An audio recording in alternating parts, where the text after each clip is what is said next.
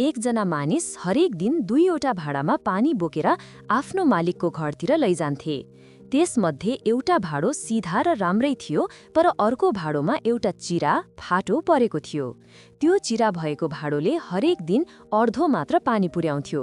सिधा भाँडोले गर्व गर्थ्यो, तर फाटेको भाँडो लाज र दुःख महसुस गर्थ्यो। एक दिन त्यो फाटेको भाँडोले भन्यो, मलाई माफ गर्नुहोस्, म त टुटेको छु, अरू भाँडा जस्तो राम्रो छैन, तपाईले मलाई फ्याक्नुहोस्। मानिसले मुस्कुराउँदै भन्यो, भोलि जब हामी घर फर्किन्छौँ तिम्रो बाटोको पट्टि हेर्नु। भोलिपल्ट जब उनीहरू फर्किए, फाटेको भाँडोले आफ्नो पट्टि फूलबारी फुलेको देखियो। मानिसले भन्यो, मलाई तिम्रो फाटो थाहा थियो, त्यसैले म तिम्रो पट्टि बिउहरू रोपेको थिएँ। तिमीले हरेक दिन पानी हाल्यौ र अहिले यी सुन्दर फूलहरू फुलिरहेका छन्। सन्देश: परमेश्वरले हाम्रा कमजोरीहरूबाट पनि सुन्दर कुरा गर्न सक्नुहुन्छ। यदि तिमी आफूलाई कमजोर, टुटेको वा असक्षम ठान्छौ भने सम्झ, परमेश्वरले तिमीलाई पनि प्रयोग गर्नुहुन्छ।